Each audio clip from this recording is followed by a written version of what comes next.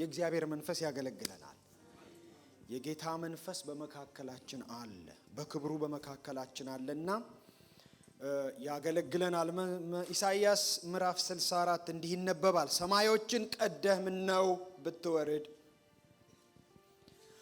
ተራሮችም ምነው ቢናወጡ፣ እሳት ጭራሮውን እንደሚያቃጥል እሳትም ውሃውን እንደሚያፈላ ስምህ ለጠላቶችህ ይገለጥ ዘንድ አሕዛብም በፊትህ ይንቀጠቀጡ ዘንድ።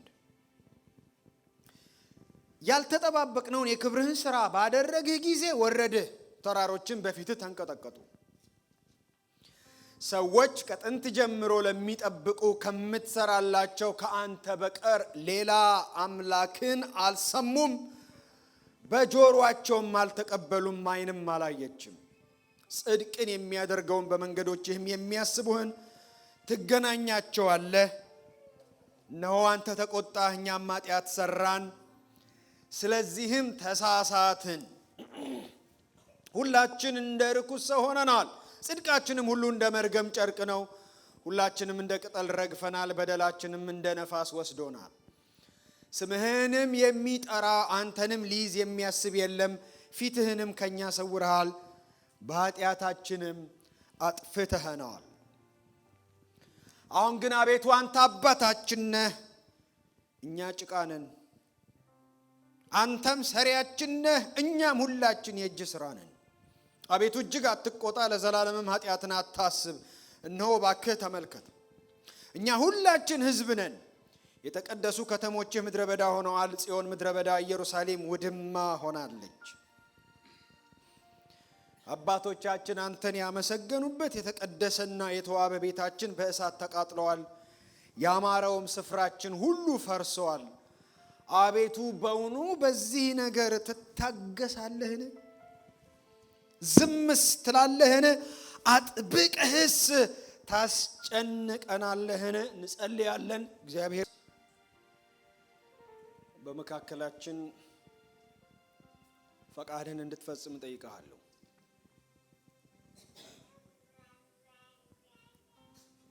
በመካከላችን ፈቃድህን እንድትፈጽም እጠይቅሃለሁ። ሃሌሉያ።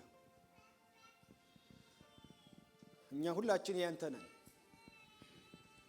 እንደ ነቢዩ አንተ አባታችን ነህ፣ ሰሪያችን ነህ፣ እኛ ጭቃና ሸክላ ነን እንዳለው በእጆችህ ላይ ያኖርከን ሸክላዎች ነን፣ በእጆች ላይ ያኖርከን ጭቃዎች ነን። እንደወደድክ ልትሰራ፣ እንደወደድክ ልትቀርጸን፣ እንደወደድክ ልታበጀን በእጆች ላይ ያደረከንንና ልንሰራ፣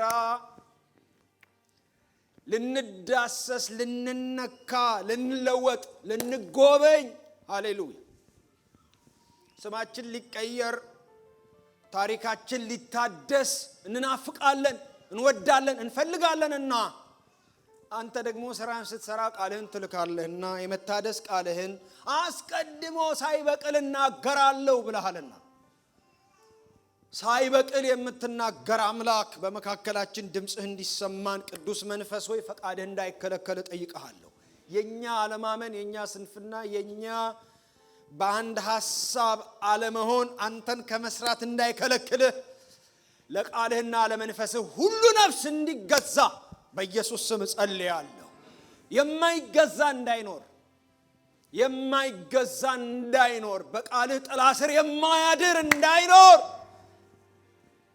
በስምህ ስልጣን ስር የማያድር እንዳይኖር፣ የማታድር ነፍስ፣ የማታድር ሐሳብ፣ ስሜት እንዳይኖር ቃልህ እንደ ጥላ ላያችን ላይ እንዲያርፍ ጸልያለሁ። ሃሌሉያ፣ ተመስገን። እንወድሃለን በኢየሱስ ስም አሜን። ይሄ ያነበብኩት ከኢሳይያስ ትንቢት የተወሰደ ጸሎት ነው። የተሐድሶ ጩኸት ነው፣ የተሐድሶ ጣር ነው ብለው እችላለሁ።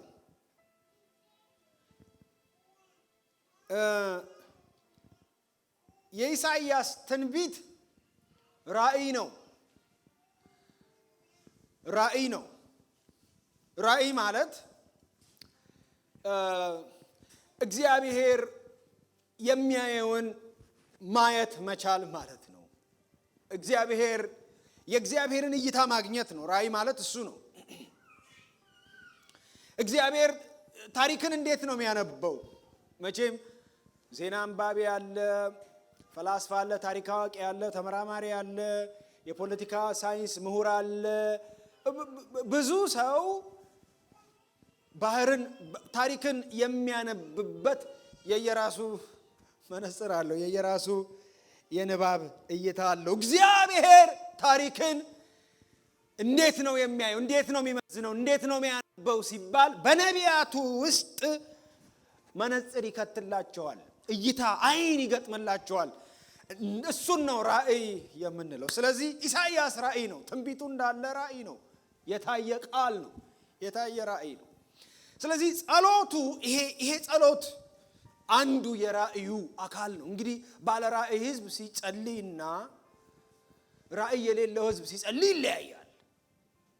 ባለ ራእይ ህዝብ ሲጸልይና ራእይ የሌለው ህዝብ በቃ ለቀን ተቀን የዕለት እንጀራችንን ስጠን አቤቱ ወደ ፈተና ማታግባን ከክፉ አድነን እንጂ አለቀ። 4 ነጥብ። ራእይ ያለው ህዝብ ሲጸልይ ምን ነው ሰማያትን ቀደህ አትወርድም ወይ ይላል። ሰማያትን ቀደህ ለምንድን ነው ማትወርደው? ለምንድን ነው ማትወርደው? ለምንድን ነው ሰማያትን እየቀደዱ የሚወርዱ ነገሮች አሉ። ነጎድጓዱ ይወርዳል፣ ቶርናዶ ይወርዳል፣ መብረቁ ይወርዳል፣ ዝናቡ ይወርዳል፣ በረዶ ይወርዳል። ስንፈልገውም ሳንፈልገውም ያጥለቀልቀናል፣ ያንቀጠቅጠናል። ለምንድን ነው ማትወርደው እያለ እግዚአብሔርን የሚሞግት ነው። ባለ ራእዩ ኢሳይያስ ወይንም ባለ ራእዮቹ የኢሳይያስ ዲሳይፕልስ ልነው እንችላለን የሚጸልዩት ጸሎት ነው። ታዲያ ግን ጸሎቱ ከምን ውስጥ ይወጣል? ጠዋት ያየነው እሱን ነው። ከምን ውስጥ ነው የሚወጣው? እንዲህ አይነት ጸሎት ከምን ውስጥ ይወጣል? እንዲህ አይነት ጩኸትና እንዲህ አይነት ጣር ከምን ውስጥ ይወጣል ሲባል ዴስፐሬት ከሆነ ልብ ውስጥ ነው የሚወጣው። ዴስፐሬት ከሆነ ልብ። እንግዲህ ዴስፐሬት ማለት ምን ማለት ነው? የአማርኛ መዝገበ ቃላት አመሳክር ያለው ኮምፒውተሬ ላይ አለኝ።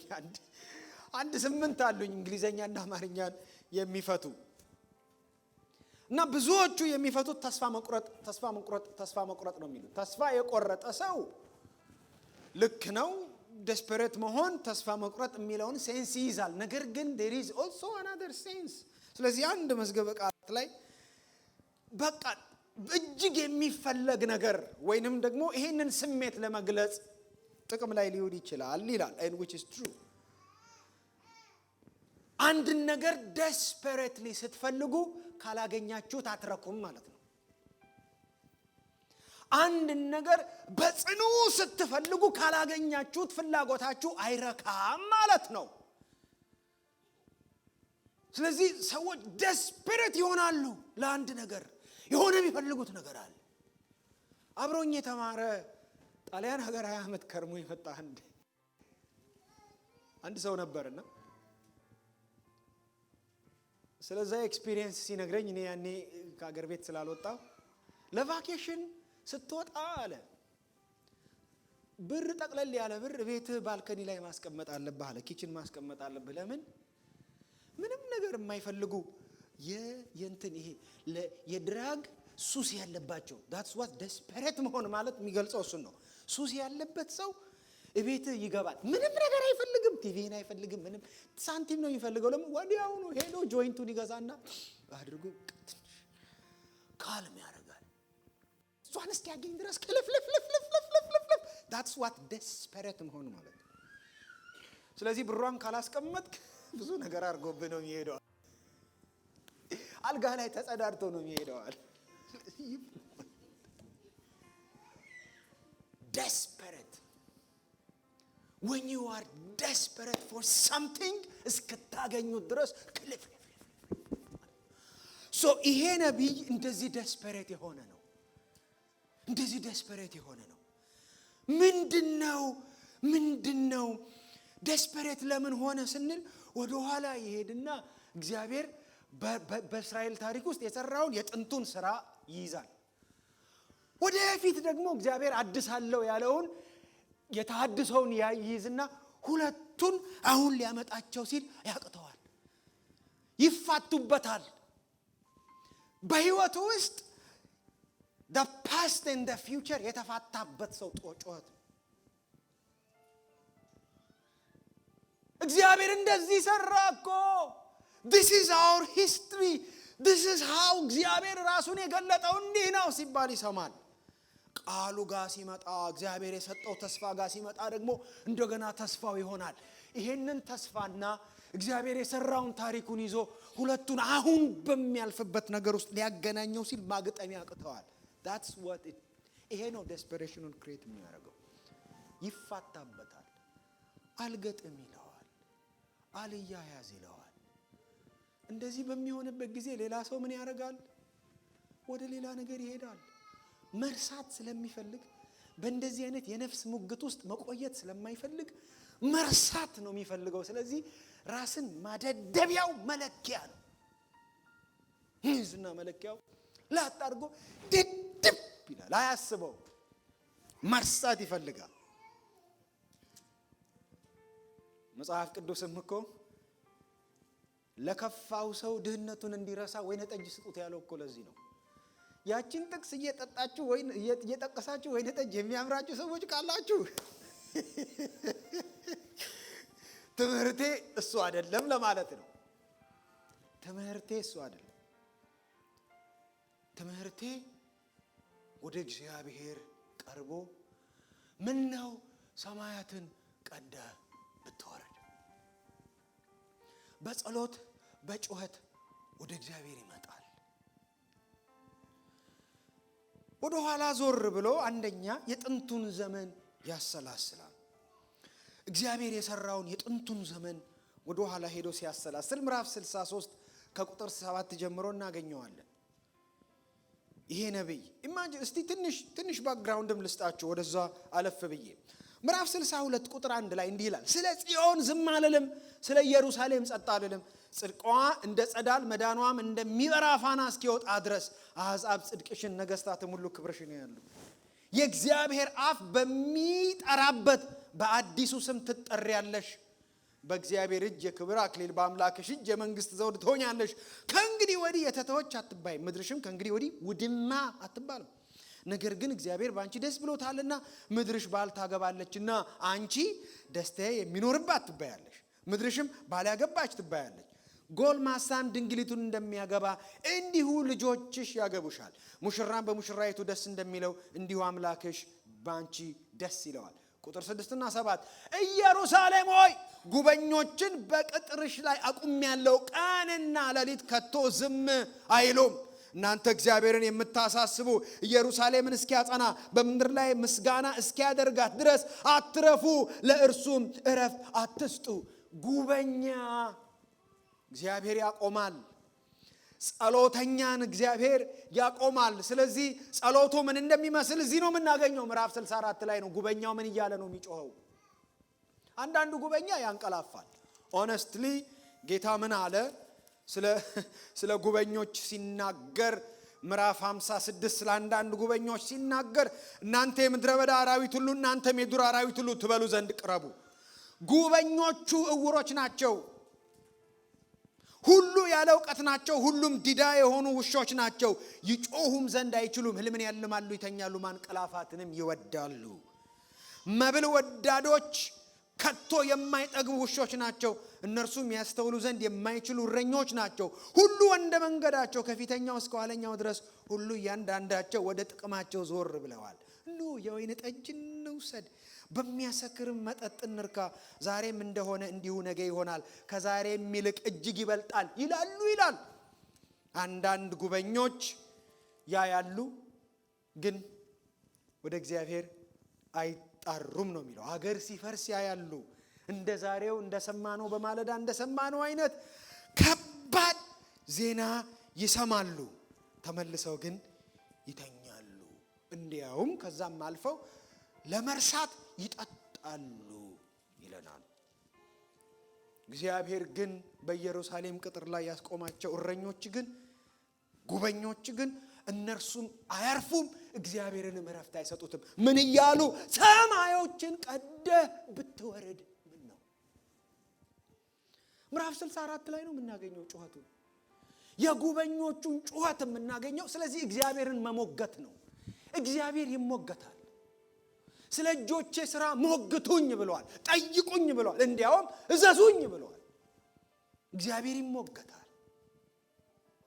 ስለዚህ እግዚአብሔርን ሲሞግተው አንደኛ ድሮ የሰራውን ሥራ ይነግረዋል። አንተ እኮ ያልተጠባበቅነውን ሥራ የሰራህ ጊዜ ወረድክ አለው። ወረድክ። የዘጣትን ዘመን ነው የሚያስታውሰው። ያልተጠባበቅነውን ሥራ የሰራህ ጊዜ ወረድክ፣ ተራሮቹን እኮ አንቀጠቀጥካቸው አለው። እንዴት አድርጎ ከሕዝብ ውስጥ ሕዝብ እንዳወጣ፣ እንዴት አድርጎ ከግብፅ ውስጥ እስራኤልን እንዳወጣ ሲናገር this is how you did it፣ በመውረድ ነው አለ። መጽሐፍ ቅዱስም እንደሱ ነው የሚነግረን። እግዚአብሔር በሲና ተራራ ላይ ወረደ ይላል። ወረደ፣ መጣ። he was so involved። እግዚአብሔር አየ ይለናል። በሕዝቡ ውስጥ ያለውን መከራ አየ። ከአስገባሪዎቻቸው የተነሳ ጩኸታቸውን ሰማ፣ አደመጠ። በሕዝቡ ውስጥ ያለውን አወቀ ይለናል። እስከ ዛሬ አያውቅም እንዴ? he knows። እስከ ዛሬ አይሰማም እንዴ? ይሰማል። እስከ ዛሬ አያይም እንዴ? ያያል። ነገር ግን እነዚህ ቃላቶች የሚነግሩት አሁን እግዚአብሔር ግድ ብሎት he started to involve ያረጋል። ስለዚህ ያልተጠባበቅንም በእንዲህ አይነት መልኩ ትመጣለህ ብለን አልተጠባበቅንም። ያልተጠባበቅነውን ሥራ ባደረግህ ጊዜ ወርደሃል እኮ። ከዚህ በፊት እኮ መጥተሃል። ከዚህ በፊት መጥተህ ታዲያ ደግሞ የሰራኸው ሥራ ሲጠቀለልና ሰመራይዝ ሲደረግ ለስምህ የከበረ ስም ታደርግ ዘንድ፣ ለራስህ የከበረ ስም ታደርግ ዘንድ ነው እኮ ሕዝብህን አውጥተህ የረፍት ምድር ያስገባሃቸው እኮ ጥሩ ሰዎች ሆነው አይደለም፣ ቅዱስ ሆነው አይደለም፣ ታማኞች ሆነው አይደለም። እንዲያውም መጨረሻ ፈታኝ ሕዝቦች ናቸው። ግን for the sake of your name፣ ለስምህ ስትል ፈርዖንን ምን አለው? ፈርዖንን ሂድና ወደ ፍርዖን ግባና ሕዝቤን ልቀቅ ሲለው መጣና ሙሴ የዕብራውያን አምላክ እግዚአብሔር እንዲህ ይላል ሲለው ወይ ስቶፕ ሁ እግዚአብሔር I never heard of him አልሰማውም። ሁ እግዚአብሔር I never heard of him አላቀውም። ሲጀምር አላቀውም፣ እንደሆነም አለቅም ሲለው በቃ አሁን ጉዳዩ ከእግዚአብሔርና ከፈርዖን ጋር ሆነ። ስለዚህ እግዚአብሔር wants to prove his name ለፈርዖን። ስለ ስሙ ሲል ሕዝቡን አወጣ። እንደገና ደግሞ ሕዝቡ ሲያስመርረው መልሰው በእግዚአብሔር ላይ ሲያምፁ ጠላት መንፈስ እንደገና መልሶ ጠላት ሲሆን ሲዋጋቸው ሙሴ ሲማልድ ምን አለ? ለስምህ ስትል አውጥቶ በመንገድ ተዋቸው። ማድረስ አቃተው ትባላለህ። ከዚህ በኋላ ስም የሚባለው እንዲህ ነው። ያወጣል እንጂ አያስገባም። አስወጪ አያስገቢ ነው የምትባለው። እንደ አሲምፕቶት የሚባል ታውቃላችሁ? የሂሳብ ግራፍ ይጠጋ አይነኬ። አንድ ቀንም አቋርጦ አይሄድም። ሁሌ እንደተጠጋ ነው፣ ታኮ ነው የሚሄደው። እንደሱ ትባላለህ። your name for the sake of your name ሕዝብህን ማር፣ ይቅርበል። ስለዚህ ይሄ ነቢይ እግዚአብሔር በድሮ የሰራውን ሥራ ሲነግረው እንዲህ ይለዋል፣ you did it። ያኔ የሰራኸው ለስምህ ነው። it's for your name።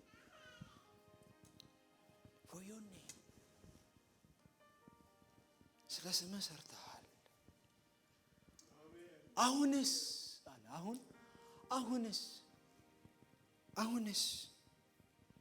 አሁን ደግሞ የምናልፍበት ነገር የዛሬ ኤክስፒሪየንሳችን የዛሬ የቀን ተቀን ህይወታችን ግን ይሄንን ይመስላል አለ። ምን አለ? ተሳስተን ሄደናል። ከመንገድ ሳትን፣ ልባችንንም አጸናህብናል። ምዕራፍ 64 ላይ ስንመጣ ቁጥር 5 ላይ እነሆ አንተ ተቆጣ፣ እኛም ኃጢአትን ሰራ፣ ስለዚህ ተሳሳትናል። ተሳሳት። ሁላችን እንደ ርኩስ ሰው ሆነናል፣ ጽድቃችንም ሁሉ እንደ መርገም ነው። ሁላችን እንደ ቅጠል ረግፈናል። አሁን this is where we are። ረግፈናል፣ ተሳስተናል። በደላችን እንደ ነፋስ ወስዶናል። can you believe ነፋስ ሲወስድ it's like in every direction በትኖናል ነው። every direction በትኖናል። ራሱ መንገድ ሰጥቶናል። ስለዚህ ጽድቅና ኩነኔ የቱ ጋር እንደሆነ ሚዛኑ ጠፍቷል። የእግዚአብሔር የሆነውና የእግዚአብሔር ያልሆነው እስከሚማታ ድረስ፣ የከበረውና የተዋረደው ቅጡ እስከሚጠፋ ድረስ ደብልቅ ብለናል። ዘመናችን እሱን ነው የሚመስለው።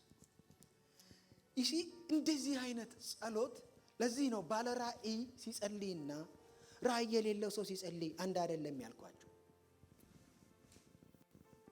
አቡነ ዘበሰማያት ተቀደስ ስምከ ትምጣ ስገዳዳዳዳ አለቀ በቃ። እኔ ድሮ ጌታ ሳያገኘኝ ልበለው ይሄ የጸጋው ወንጌል ሳይገባኝ እጸልያለሁ። መቼም አገር ቤት ላደገ ሰው ጸሎት አዲስ አይደለምና አቡነ ዘበሰማያት ላለው እመቤታችን ማርያም ወይ ላለውና ከዛች አታልፍም። ምናልባት ማታ በረሳ ብዬ ጠዋት አድቫንስ ጸሎት እጸልይ ነበር። ማታ እንኳን ሳልጸልይ ከተኛው እንደው እንዳያቃዥ አንዳንዴ አድቫንስ 3 ሰጠዋለሁ። እንበላ 12 ይባላል አይደል? እግዚአብሔር እንደሱ በማሳሰብ ማለት ነው። ራእይ ሳይኖራችሁ ስትቀሩ እንደሱ ነው። በአቡነ ዘበሰማያት ትረካላችሁ። በቃ አለቀ። የዕለት እንጀራችንን ስጠን ዳትስት። እናንተና እኮ ተርበዋል፣ እኔ ችግር እዛ እኮ አገር ፈርሷል። የእግዚአብሔር ሕዝብ እኮ በውርደት ውስጥ አለ። እኔ ችግር የዕለት እንጀራዬን ስጠኝ። እዚህ ሀገር ደግሞ እንጀራ የለም፣ ካንሰር አለ መሰለኝ። እንጀራ የዕለት በርገሬ ስጠኝ፣ የዕለት ቡሪቶዬ ስጠኝ። ባለ ራእይ ሕዝብ ሲጸልይ እንዲህ ይጸልያል። ሰማያትን ቀደህ ብትወርድ you know why? ርቀናል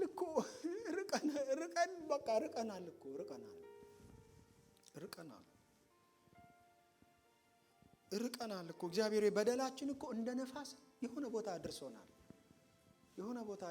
አንዳንዴ በህይወታችን ውስጥ የተቀበልናቸው ነገሮች እንደ ኢንዲቪጁዋል አማኞች እንደ ቤተ ክርስቲያን አሁን የማወራው ስለ እናንተ አጥቢያ አይደለም። አደራ እናንተ አጥቢያ ችግር የለበትም። እኔ ስለ ሌሎች አጥቢያዎችና ስለ ሌሎች አማኞች ነው ማወራው። ስለዚህ ሰውጣ አደበድቡኝ። truly speaking ሳወራ እግዚአብሔር ሲናገር ፕሮፌቲክ ስፒሪት ሲናገር እግዚአብሔር የኔ የሚለውን ሁሉ ኢንኮምፓስ በሚያደርግ መልኩ ነው የሚናገረው። ስለዚህ የነጩንም የጥቁሩንም የቢጫውንም የአይነ ጠባቡንም የአይነ ትልልቁንም ሁሉ በጌታ ስም የተጠራውን ሁሉ የሚያካትት ፕሮፌቲክ ስፒሪት ነው የሚናገረውና እውነት ነው ወይ? እውነት አሁን ያለንበት ነገር ትክክል ነው ወይ? ትክክል ነው ወይ? እውነት እግዚአብሔር ይፈራል ወይ? እውነት ለእግዚአብሔር ቃል ሰው ይንቀጠቀጣል ወይ? ጀስቲፋይ አይደለም ወይ የምናረገው? ጀስቲፋይ አይደለም የምናረገው? You created me this way, so I am this way. I want to live this way. This is my right. This is my freedom. በተለይ አሜሪካ እኔ በኔ ዙሪያ ብቻ ነው ትሩዝ የኔ ሆናለች። መንገድ አግኝተን ሄደናል፣ ተስማምቶናል፣ ጠፍተናል፣ ነጉደናል። የከበረውና የተዋረደውን መለየት አቅቶናል። የሚገርማችሁ ነገር ስለ አብርሃምና ስለ ያዕቆብ ያወራል። ቁጥር 16 ላይ ምዕራፍ 63 ቁጥር 16 ላይ እንዲህ ይላል፣ አብርሃም ባያውቀን እስራኤልም ባይገነዘበን አንተ አባታችን ነህ ይላል። ይነው ምን ማለት እንደሆነ አብርሃም ቢመጣ ክሌም አያረገንም፣ የኔ ናቸው ብሎ ክሌም አያረገንም። we never look like አብርሃም ነው። we don't look like አብርሃም። እስራኤልንም አንመስልም፣ ክሌም አያረገንም የኛ ናቸው ብሎ። ለምን? we have gone far away። ርቀን ሄደናል። ርቀን ሄደናል። ከዚህ የተነሳ ረግፈናል፣ ፈርሰናል። አገልግሎታችን ፈርሷል፣ ትዳራችን ፈርሷል፣ ጤናችን ፈርሷል፣ ህብረታችን ፈርሷል፣ ፍቅራችን ፈርሷል፣ አገሮቻችን ፈርሰዋል። ስለዚህ ነቢዩ ለእግዚአብሔር የሚያሳየው ይሄንን ነው። የተቀደሙ ከተሞቻችን ምድረ በዳ ሆነዋል። ጽዮን ምድረ በዳ፣ ኢየሩሳሌም ውድማ ሆናለች። አባቶቻችን አንተን ያመሰገኑበት የተቀደሰና የተዋበ ቤታችን በእሳት ተቃጥሏል። ያማረውም ስፍራችን ሁሉ ፈርሷል። አቤቱ በዚህ ነገር እስከ መቼ ትታገሳለህ? የፈረሱት ነገሮች ባለ ራእይ የሚጸልየው ይሄንን ነው። የፈረሰው ነገር ግድ ይለዋል። የሰው ትዳር ሲፈርስ ግድ ይለዋል። ለምን ይፈርሳል ይላል። በጌታ ቤት ያደጉ ልጆች ዓለም ሲበላቸው እሪ ይላል። የሰዎች ህይወት በካንሰር ሲመታ እሪ ይላል። ሰው አብሮ መኖር ሲያቅተው ሰልፊሽ ሲሆን፣ ግሪድ ሲሆን፣ ሰው በእግዚአብሔር አምሳልና መልክ የተፈጠረ መሆኑ ቀርቶ ካፒታል አሴት ኮሞዲቲ ሲሆን፣ የሰው ኦርጋን ሲሰረቅ፣ የሰው ህይወት ከንቱ ሲሆን ይጮሃል፣ ያለቅሳል። where are you ይለዋል። where are you ይለዋል። This is the kind of desperation that I'm talking about. ደሞዝ አልተጨመረልኝም አይደለም። እኔ የምኖርበት ቤት ከጎረቤቴ ቤት በሳይዝ ያነሰ ነው። እሱ 5 ቤድሩም ነው ያለው፣ የኔ ደግሞ 4 ነው ብሎ አይደለም የሚያለቅሰው። I don't think that's the issue. The issue is የእግዚአብሔር ስም መቃለሉ ነው። The issue የእግዚአብሔር ስም አለመፈራቱ ነው። The issue እግዚአብሔር ሕያው ሆኖ እያለ፣ እግዚአብሔር አምላክ ሆኖ እያለ እግዚአብሔር እንደሌለ ዓለም ሁሉ መንጎዱ ነው። ስለዚህ ጩኸቱ ሰማያትን ሰንጥቀ አንድ ጊዜ ብትወርድ ምን አለ? ለምን ሲባል so that ጠላቶች ስምህን ይፈሩ ዘንድ፣ አሕዛብ ይንቀጠቀጡ ዘንድ፣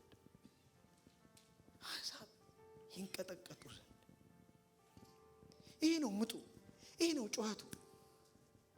አሁን ፈርሰናል። ታሪካችን ግን ይሄንን ይመስላል። የሰጠህ ደግሞ ተስፋ ይሄን ይመስላል። ምድረ በዳው ገነት ይሆናል ብለሃል። ደረቁ ምድር ያብባል ብለሃል። የጥማት ምድር የውሃ መፍለቂያ ይሆናል ብለሃል። በረሃው የውሃ መቆሚያ ይሆናል ብለሃል። ደንገል ይበቅልበታል ብለሃል። ቀበሮ የተኛበት ምድር ሳር ይበቅልበታል ብለሃል። ይሄንን ደግሞ ለስሜ ስል አደርጋለሁ ብለሃል። so what we need now is ይሄ ይምጣልን።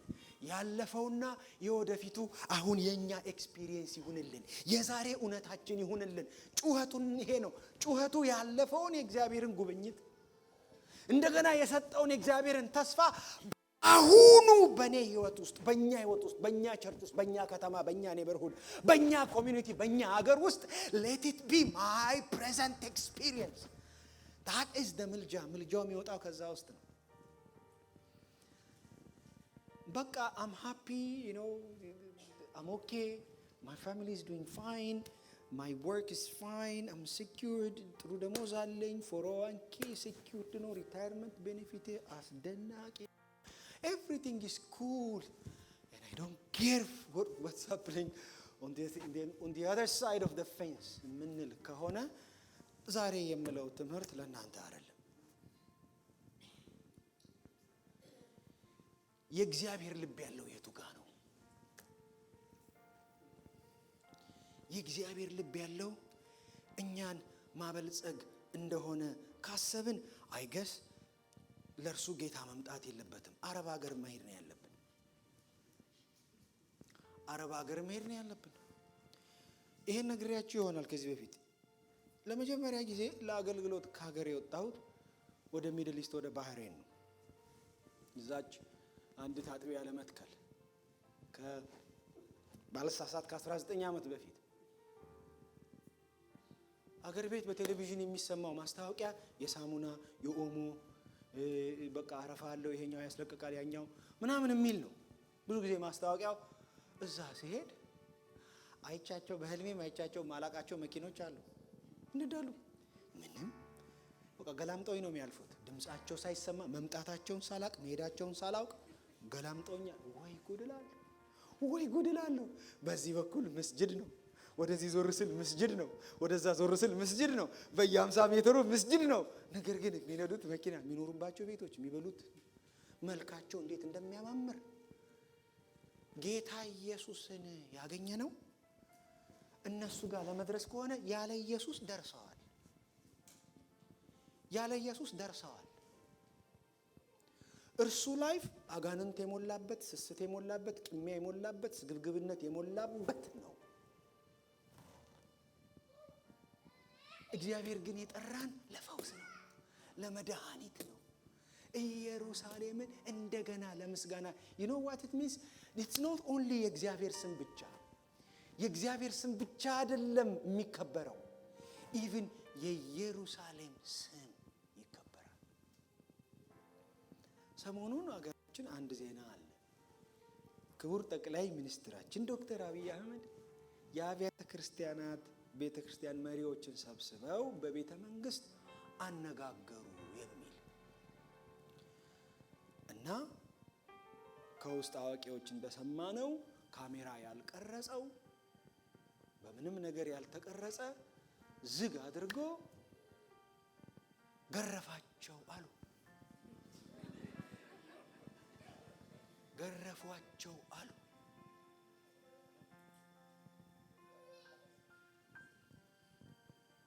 በአንድ በኩል እውነትም ጌታን የሚያውቅ መሪ አስቀምጦ የሚገርፍ መሪ ስለመጣ እግዚአብሔርን አመሰግናለሁ። ለምን የበፊቶቹ መሪዎች ያውቃሉ። ያው ተካሰነስ እነሱ ጋር ነው። ተካሰን እኮ የሚያስታርቁ እነሱ ናቸው። ቸርች እኮ ፖሊስ መጥቶ እኮ ነው የሚገላግለው ቅዱሳንን።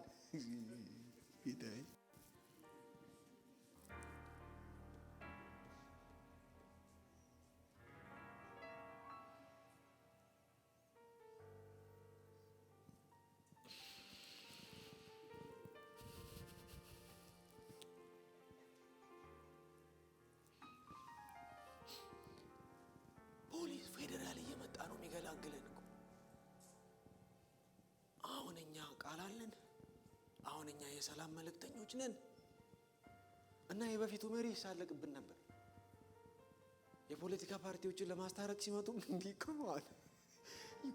you can't fool me twice የሚባል ነገር አለ አይደል? እንዴ እናንተኛ ጋር ነው እንደምትፈቱት ጉዳያችሁ፣ ክርክራችሁ፣ መድረካችን ፍርድ ቤቱን ያጣበበው፣ ፍትህ ሚኒስቴር ማህበራት ምዝገባን ያጣበበው የእናንተ ጉዳይ አይደለም። እንደው እኚህ ሰው መጥተው ቁጭ አድርገው ነውራችንን እየነገሩ በቃ ቤታችሁን አጽዱ ማለታቸው ጥሩ ነገር እሰየው ያሰኛል። እንደ ቃሉ ግን ከመጣን የእውነት እንደ ቃሉ ከመጣን እኔ ያየሁት ነቢያት ናቸው የአገር መሪዎችን አስቀምጦ ሲገስጹ ማቀ ነቢያት ናቸው። የእግዚአብሔር ባሪያዎች ሐዋርያቱ ናቸው እየተሰደዱ መጥምቆ ዮሐንስን አሳርዶት ሄሮድስ አሳርዶት አንገቱን አይቷል። ከዚህ በላይ ምን ፕሩፍ አለ? ፕሩፍ ኦፍ ዴት ሌላ አንድ ኤግዛሚነር መጥቶ ፕሩፍ ኦፍ ዴት መፈረም የለበትም። he has seen decapitated የሆነ አንገት አይቷል። ሪቫይቫል ሲነሳ ሙታን ተነሱ፣ ለምጻም ነጹ ሲባል መጥምቆ ዮሐንስ ከሙታን ተነስቶ ነው አለ። መተኛ ተቃተ። እስከዚህ ድረስ እንኳን በህይወት ኖረው ሞተው የሚያንቀጠቅጡ ሰዎች እንዲህ አይነት ክብር ላያቸው ላይ ያለ የለበሱት የግመል ጠጉር ነው።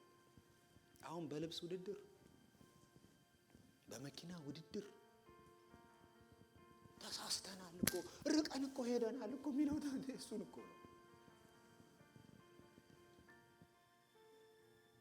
ተገላቢጦሽ የሆነው እግዚአብሔር እየተናገረን ነው። that we have hit rock bottom በቃ እንዛዛ ወርደን። አሁን የሚያስፈልገው ትዕቢት አይደለም፣ መታበያ አይደለም። አሁን የሚያስፈልገው ንስሐ ነው። ንስሐው እንዲህ ይላል፣ ኢቭን የጽድቅ ስራ ብለን የሰራነው ሁሉ እንኳን በፊት እንደ መርገም ጨርቅ ነው። it's just piece of cloth።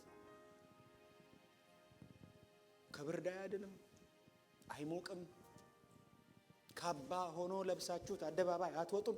ኢትስ ጀስት ሳኒታሪ ቫልዩ ያለው a piece of cloth። የኛ ጽድቅ ይሄ ነው። ስለዚህ ጽድቃችንን ተመልክተ፣ ስራችንን ተመልክተ፣ ታማኝነታችንን ተመልክተ ሳይሆን for the sake of your name። ለምን ስምህ በእኛ ተጠርቷል። የእግዚአብሔር ስም በእኔ ተጠርቷል። ተመልከቱ ምዕራፍ 33 ቁጥር 19 እንደዚህ እኮ ነው የሚለው፣ ከዘላለም እንዳልገዛህን በስምህም እንዳልተጠራን ሆነናል። አዚፍ ክሌም የሚያረጋቸው የኔ ናቸው ብሎ ክሌም የሚያረጋቸው እንደሌለ ያህል እኮ ሆነናል ነው የሚለው። ስለዚህ እባክህን መልሰህ ክሌም አድርገን፣ መልሰህ የራስህ አድርገን፣ ሰማያትን ሰንጥቀን not for the sake of our righteousness, not for the sake of our faithfulness, but for the sake of your name, because your name and your reputation is at stake. በእኛ ምክንያት የእግዚአብሔር ስም ቀኑን ሙሉ እንዳይሰደብ። እንዴት እነዚህን ይመርጣል? እንዴት እግዚአብሔር እነዚህን ሕዝቤ ናቸው ይላል እንዳይባል በዛሬው ኤክስፒሪየንሳችን ውስጥ የሰጠንን ተስፋና in the past history